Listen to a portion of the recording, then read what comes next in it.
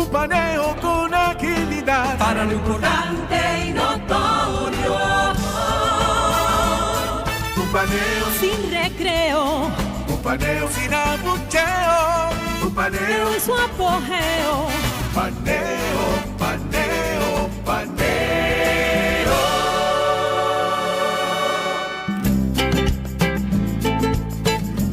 Continuamos el paneo semanal por Sol 106.5 FM. También en YouTube, nuestro canal Paneo Semanal, y en nuestras redes sociales Paneo Semanal. Luis, Latinoamérica está caliente. Está caliente, vamos, caliente, vamos a comenzar, como dijo el oyente. Vamos a El Salvador primero. El Salvador. Sí. Bueno, aquí se ha producido, ustedes recuerdan. Se salvó Bukele en El Salvador. El Salvador. Bukele, el nuevo Salvador del Salvador. Del Salvador. Sí.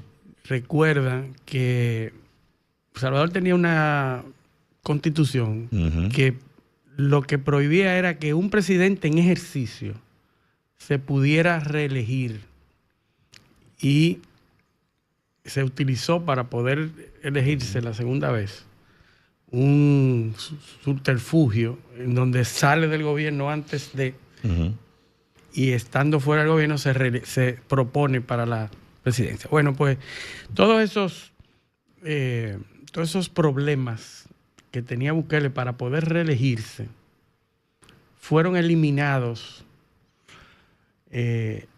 por 57 de los 60 diputados votaron a favor de una reelección indefinida. Es decir, Nayib Bukele puede reelegirse, presentarse todas las veces que quiera. Todas las veces que y quiera. Extendieron el periodo presidencial. Correcto. Entonces, fíjense cómo en un momento determinado un país o un gobernante, un gobierno puede manejar las instituciones sin ningún tipo de reparo a favor. Y eso es democracia. Bueno, eso no es lo mismo que. Es que nosotros estamos experimentando ese tipo de conflictos que estamos experimentando modernos, que son conflictos modernos que antes hubiesen sido antiéticos y antimorales. Se permitían, pero nadie se le hubiera ocurrido decir, no, yo voy a operar para poder permanecer. Y si tú lo hacías, entonces tú eras autoritario. Tú no eras calificado como demócrata. Claro. Yo recuerdo aquí en el plano local alguien que dijo, no, yo no voy a favorecer a cambiar la constitución para favorecerme a mí mismo. No lo hice. Claro. Pero Nayib Bukele, que es, como tú dices, el Salvador del Salvador, ha sido una persona de la derecha, capitalista, muy inteligente, extremadamente inteligente, joven, actual, que ha sabido utilizar todos los medios a su alcance para permanecer al frente de los destinos del Salvador. Hay mucha gente que idolatra a Bukele. Hay la narrativa que Bukele ha logrado implantar en El Salvador le ha dado beneficio, le ha dado prestigio, claro, y se le ha concedido muchísimos méritos. Sí. Y él se ha puesto mucho también. Sí, el mismo. El punto es que eso hace cuestionar mucho la posición, porque, por ejemplo, ¿cuáles son los argumentos para actuar contra el régimen de Cuba? No, pues lo mismo. Si eso se permite. Si se permitió, claro, ahí, ¿por qué está mal? ¿Y por qué han permitido el régimen de Nicaragua, que tiene hasta un acuerdo de libre comercio con Estados Unidos? Sí. Igual que nosotros. Lo mismo, lo que pasa es que el otro es de izquierda. Sí, está bien, pero es la misma cosa. ¿Cuál es la crítica? Utilizar los mecanismos legales e institucionales para beneficio por eso, y permanencia entonces, en el Estado. Esto es lo mismo. Esto es lo mismo. Ahora, ¿cómo terminan esos gobiernos? ¿Tú conoces algún ex dictador retirado en su casa, cómodamente dentro de su país? Salvo Pinochet, que duró mucho tiempo. Sí, pero Pinochet murió corriendo. Hubo que salvarlo. Sí. Y murió, y ahora todavía están condenando. La justicia chilena la semana pasada emitió unas decisiones para quitarle unos bienes a los herederos de Pinochet. Sí, todavía se está peleando eso. Entonces, dime, o sea, mira, ¿cómo va a terminar eso? Pero en el caso de Bukele, que insisto, que es su mayor valor es su inteligencia, porque es muy inteligente. Cabrón, claro. Identificó claramente qué es lo que tenía que hacer con Donald Trump, con Estados Unidos, para agenciarse de esa capacidad de permanecer y del apoyo, porque es indiscutible. Tanto Marco Rubio como Donald Trump hablan maravillas. Exacto. No, que contrario a Lula, ¿no? Que lo acaba. Lo tienen amenazado. No, que le subieron los aranceles a unos niveles. Y de uno que no se habla, pero le dieron una concesión muy importante, es de Nicolás Maduro. Chevron está operando otra vez, como lo dijimos aquí, eso, ¿eh? Sí, que eso iba a pasar a pesar de que la gente dice, no, ya se acabó. Que eso iba a pasar. Pues no, pues Chevron está operando allá. Chevron tiene porque todavía no se sabe la capacidad, el volumen de petróleo que van a manejar, pero está entre los 60,000 y los 180,000 barriles, mínimo 60,000, máximo 180,000 barriles diarios, que no es nada despreciable. No, pero que son números nada más. Sí, para claro, que no digan claro. No, pero que claudicaron. Bueno, que no se le puede dar regalía ni pagarle al régimen de Maduro, ¿Quién maneja eso? pero que eso es la eléctrica chiquita. El oil swap no está prohibido. O sea, ¿qué es el oil swap? Bueno, yo no le puedo dar dinero, pero puedo mandar comida, le puedo mandar... ¿En especie? Que en especie, que yo se la facturo al precio que me dé la gana. Sí. ¿Tú estás entendiendo? No, yo te mandé maíz. El maíz está a $100, por ejemplo, y tú lo mandas a 125, yo te lo pongo. ¿Tú ves? Sí. Y como es petróleo, yo me lo descuento de aquí. O sea, es Chevron en la que controla el petróleo y el dinero. Esa es una forma de continuar el negocio como antes. No, y para darle oxígeno también al gobierno. A cambio de que le deje. Exacto, déjame operar y coge comida, coge lo que tú quieras. Y yo lo que no te voy a dar dinero para que tú te lo cojas. Pero te mando comida para que tú la revendas y tú hagas negocio. Y después yo acusarte de corrupción. Y a partir de ahí ya Venezuela ha mejorado. Exacto. No. Exacto. No, porque mejor porque nadie habla. Claro, porque ellos dijeron que ya había condiciones para recibir a los deportados. Sí. Que Venezuela ha mejorado. Igual que Haití. Vamos a deportar a los haitianos. Ya en Haití las condiciones han mejorado. Sí. Las condiciones de seguridad han mejorado. Sí. Y están en capacidad de recibirlo. Imagínate tú, un país donde están matando gente diario. Lo otro en Latinoamérica es Venezuela, Colombia. Fue sentenciado Álvaro Uribe, sentenciado a 12 años de arresto domiciliario por soborno. Que no es de ahora, hace muchísimo, 2012. Ahora, ¿cuál es la relevancia de esto? Que un expresidente, el primero en Colombia, ha sido condenado. También es relevante el hecho de la mecánica, cómo se dieron las cosas. Una sentencia de 1,000 y pico de páginas. Parece que fue aquí a la PEPCA, donde hacen los expedientes grandes. Sí, mucho. ChatGPT a lo mejor. También, sí, hay que ver. Pero ya esa decisión de 1,000 y pico de páginas, la prensa la tenía un día antes y la había compartido. Muy parecido. Muy parecido a lo de aquí. Tanto sí, porque se está utilizando, recuerden las dificultades internas que ha tenido Petro. Sí. Y los problemas con los norteamericanos que impactan mucho a la población, porque la población colombiana se parece mucho a la dominicana en su acercamiento hacia Norteamérica, de las clases medias altas, que reconocen mucho y viajan mucho a Estados Unidos y están muy cercanas. Entonces, cuando el gobierno se aleja un poco de los Estados Unidos, tiene que buscar un método, una forma de bajar los ánimos y de desviar la atención internamente, de manera política. Pues se resucita ese tema de esa investigación 2012 con unos fiscales que habían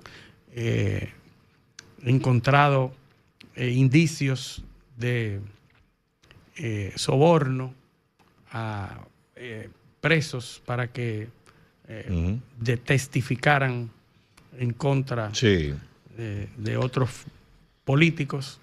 Y entonces, después de eso, el gobierno anterior desistió de esas persecuciones y lo minimizó y se quedaron ahí. Ahora una fiscal retomó el caso lo persiguió y parece ser que los jueces han encontrado. Pero Álvaro Uribe, a pesar de que no puede ser candidato ya, pero ha sido una fuerza decisiva que ha contribuido a que, sí, claro, Juan Manuel Santos y también Iván Duque, que fueron presidentes con el apoyo, de la fuerza. Álvaro Uribe, que ha sido uno de los políticos más influentes. Sí, porque los que están en el gobierno ahora eran los enemigos de Uribe, son los guerrilleros. Sí. A lo que él combatió. A lo que Uribe combatió. Sí. Entonces, yo he dicho... Y lo destruyó. Yo he dicho que en América Latina se dan unas transiciones interesantes. Porque usted pasa de ser enemigo del Estado, de las instituciones, de la Constitución y de todo, a dirigir el mismo Estado del que usted era enemigo. Sí. ¿Usted entiende? Usted construyó su capital político siendo enemigo del Estado, enemigo de los ricos, enemigo de... Entonces ahora usted pasa a ser el jefe del Estado del que usted era enemigo. Y atacar a los contrarios. Sí, y entonces a usar las mismas, utilizando las mismas tácticas que usted criticaba, por las cuales usted decía que usted era enemigo del Estado. Sí. O sea, en Nicaragua, en Venezuela, en Colombia, es la misma cosa. Es la misma cosa. Usted dice que usted es un justiciero social, un justiciero económico, entonces cuando usted llega hace lo mismo que hacían los otros, pero contra sus adversarios. Sí. Bueno, entonces, ahora Uribe va a la Suprema, al Tribunal Superior. Sí, tenía 10 días para apelar. Tiene ya 10 o 15 días, eso es la semana que viene. Se va a apelar y se va a ir entonces al Tribunal Superior, que es como la Suprema de aquí, ¿verdad? Sí. Y entonces a ver si se le ratifica esa sentencia. Así es. Lo veo difícil que la revoquen, pero bueno, eso va a cambiar el panorama político colombiano. Sí. O puede influir de cara al proceso electoral que viene, creo que el año que viene. Y yo la verdad que no sé, no he visto las encuestas, cómo está el gobierno o los candidatos oficiales, no sé, entiendo, no sé si Petro puede presentarse de nuevo a la reelección. Sí, yo creo que sí, porque es un solo gobierno. Sí, entonces habrá que ver la consecuencia que va a tener esto, pero obviamente, repito, va a tener alguna repercusión en el proceso electoral próximo colombiano. Entonces, Luis... Sí, bueno, hay la evaluación del país es 41.7 positiva y 57.2 negativa. Exacto. Es una encuesta de abril. 57% negativa, ¿verdad? Y 41.7 positiva. Imagínate tú gobernando con ese nivel de vamos a decir, de rechazo. De rechazo. Y cerca de unas elecciones cerca, ¿verdad? Eso no va a ser fácil, porque es que esto ha sido una controversia desde el principio. Petro se ha peleado con todo el mundo en Colombia. La vicepresidenta está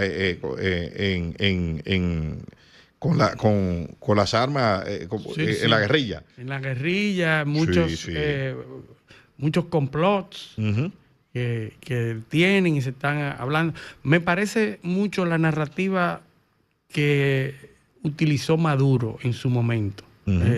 Habla de las mismas cosas, los mismos cuentos. No puede reelegirse Petro. La Constitución se lo prohíbe. Bueno. Pero para buscar sucesor va a tener problemas. Porque con ese nivel de popularidad del gobierno no va a ser tan fácil. Y finalmente nos quedan 5 minutos. 5 minutos, 6 minutos.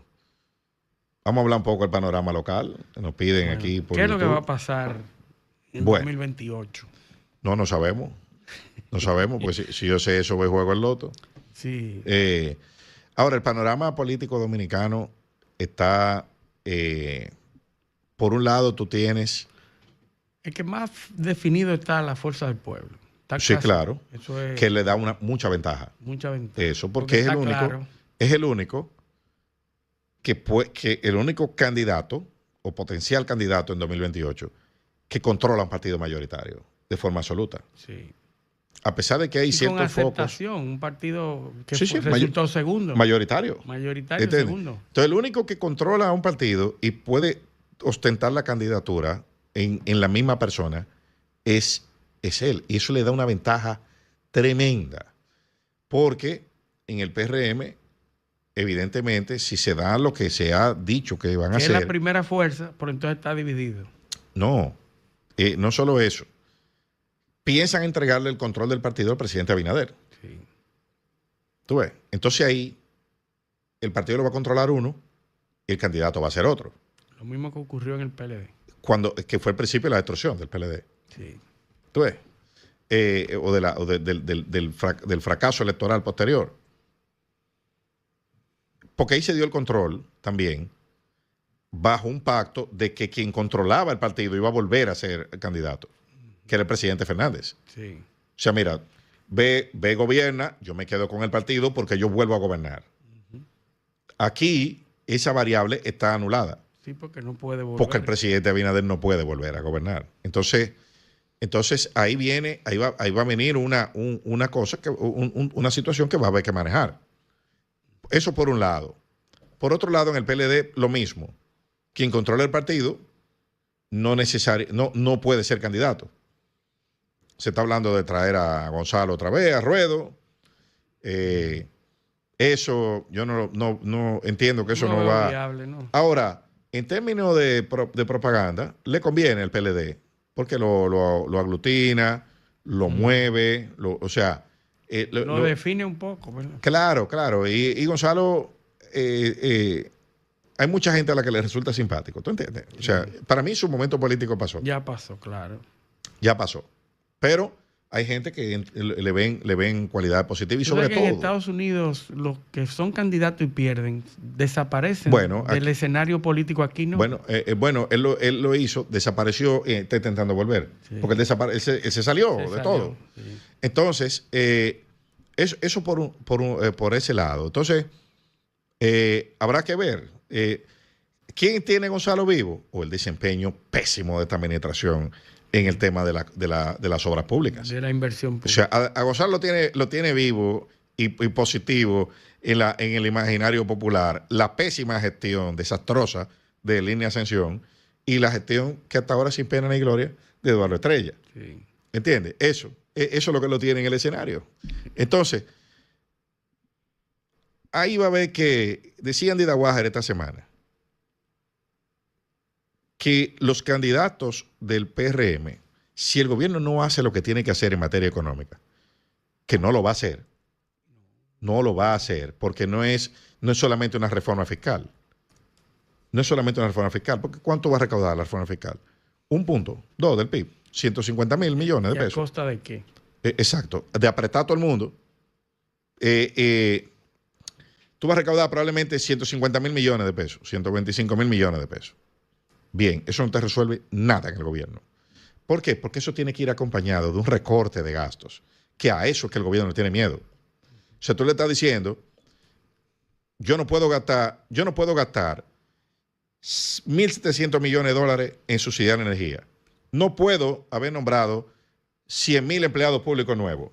No puedo tampoco dar 1.700 pesos en Supérate y esos programas a 1.400.000 hogares, cuando los indicadores de pobreza te dicen que son menos de 700.000 pobres. No, y como dijo Andy Dawager, que se está tomando el dinero del préstamo, de los préstamos, para subvencionar. Porque el gasto corriente eso es 17% del PIB y la presión tributaria es 14%. Tú tienes un déficit de 3 en gasto corriente nada más. ¿Tú ves? Uh-huh. Entonces, y el 40% de ese déficit está en el sector eléctrico. 1.700 millones, dice Celso Marrancini el lunes. Sí, 850 millones de dólares. Lo soltó así, como no dijo nada. 850 millones de dólares son de subsidio a tarifa. O sea, ¿cómo tú vas a desmontar eso sin que se te arme una situación aquí? O dale 15 horas de apagones a eso que tú le estás subsidiando 850 millones de dólares. O decirle a 300.000 de esos hogares que tú le estás dando una tarjetita de 1.700 pesos, tú se la vas a quitar. O decirle a los 2 millones y pico de gente que tú metiste en el SENASA, de la forma que lo hiciste, que ahora eso te va a costar 2.000 pesos mensuales. No lo vas a poder hacer. Entonces, a eso es que se le anda corriendo. A eso es que se le anda corriendo y eso lo va a tener que manejar este gobierno y manejarlo ahora. Porque si no, si dejan que se peguen las elecciones, el que se salga va a tener que entrarle. Y para eso es que llegó Magín. Porque sí, si Magín asume esa responsabilidad. Magín va a asumir la responsabilidad de la parte fiscal, pero el recorte de gasto va a tener que hacerlo el presidente. Y el que no quiera pagar parte de esa factura tiene que salir del gobierno ahora. Bueno, llegamos al final. Agradecerles a nuestros oyentes su sintonía este sábado y pedirle que con el favor de Dios nos acompañen el próximo sábado en otra edición de Paneo Semanal. Hasta entonces. Sol 106.5